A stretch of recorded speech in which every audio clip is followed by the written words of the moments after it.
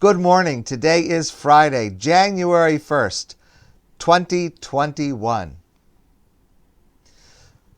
I received a few related questions from Andre Zoldan, and as usual, they are excellent questions. I want to try to address one of them that relates to our Parsha.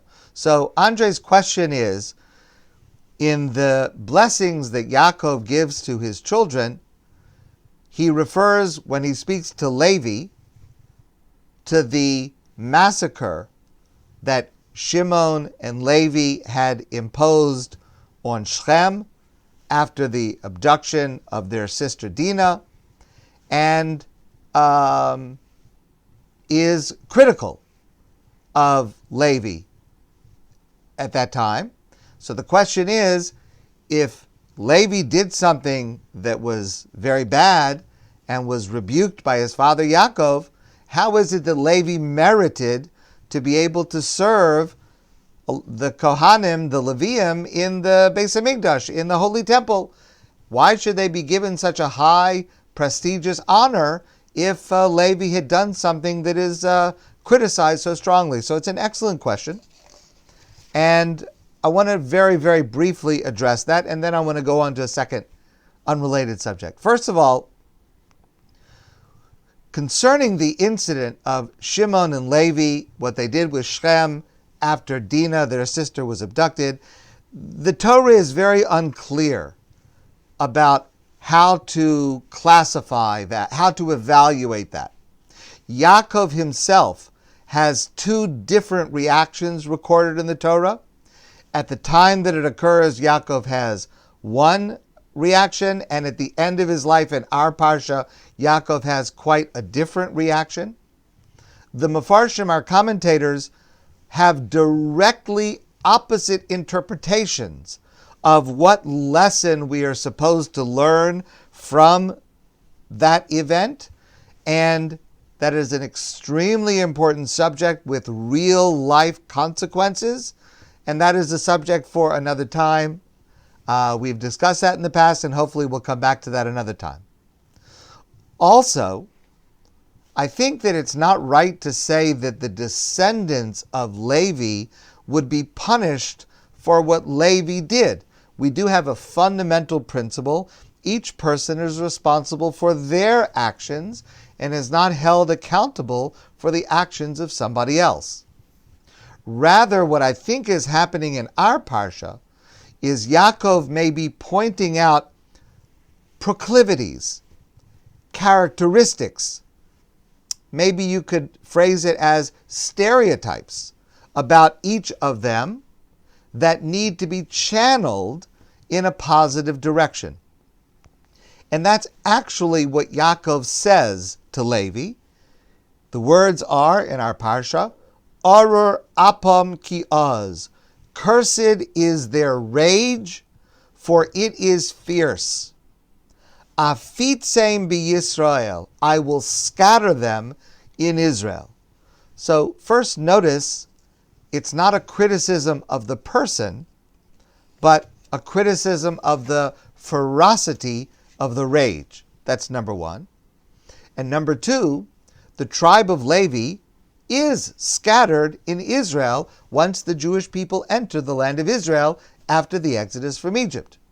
Levi, alone among all the other tribes, Levi does not receive a portion of the land of Israel like all the other tribes. Rather, individual cities spread out throughout Israel are given to Levi. They're called Arei Leviim, the cities of the Levites, and there are 42 such cities that are distributed across the land of Israel where the tribe of Levi lives. So in fact, they are split up and scattered among the Jewish people, and I would suggest they are given their role in the Mishkan, later the Beis Hamikdash, the Holy Temple in Jerusalem. They are given a prescribed role where every action and every detail is ritualized, formalized, and overseen.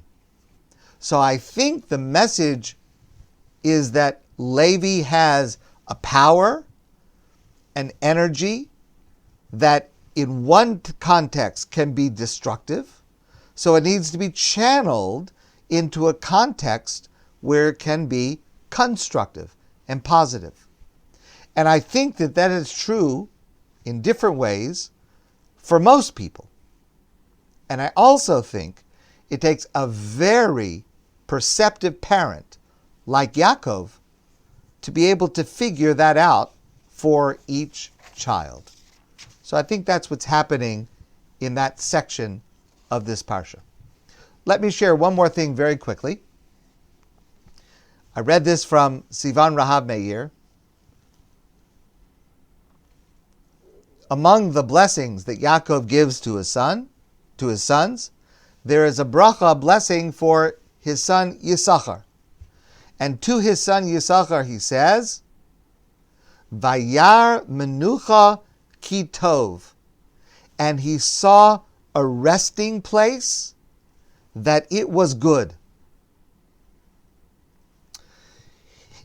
In these brachos, in this last scene of Yaakov's life, we see, like I just mentioned before with Levi, we see that Yaakov expresses disgust over haste and frenzy and really anything that is extreme. And what he wishes for his children is the blessing of a restful spirit and peace of mind. So here's a story that describes that kind of approach to life. It's a story about Rabbi Shlomo Zalman Auerbach, one of the greatest halachic authorities and Jewish leaders of the previous generation, and a person known for his simple, authentic, refined character. So, one afternoon, Rabbi Shlomo Zalman Auerbach said to his wife that she should tell anyone who calls that he was preparing for a class. He was, of course, a prodigious teacher, and his teaching was certainly masterful. So he said to his wife, please, anyone who calls, tell them, I'm preparing for my class. His wife came up to the room a few minutes later, and she saw that he was resting in bed. So she said to him, you told me you were preparing for a class. Why are you taking a nap? So Rav Auerbach said to her, to rest before teaching a class is also part of preparing for the class. If I don't gather my strength, if I don't take care and rest so that I have my strength, I'm not going to be able to teach well. And that is a tremendously important lesson, especially now. All of us are living through challenging times. Overburdened parents need to know how to slow down. Harried teachers need to know how to relax. Public officials need to close their eyes once in a while. Rest is also good. So give yourself the opportunity at the right time, in the right way, for the right reasons. Give yourself the opportunity. Allow yourself to rest. I'm speaking to you. Of course, I'm going to try to listen myself. It's easier for me to say it to you than it is for me to practice it myself, but I'm going to try as well. I wish you Shabbat Shalom. Have a wonderful day, a fantastic, restful Shabbos, and I look forward to seeing all of you soon in person.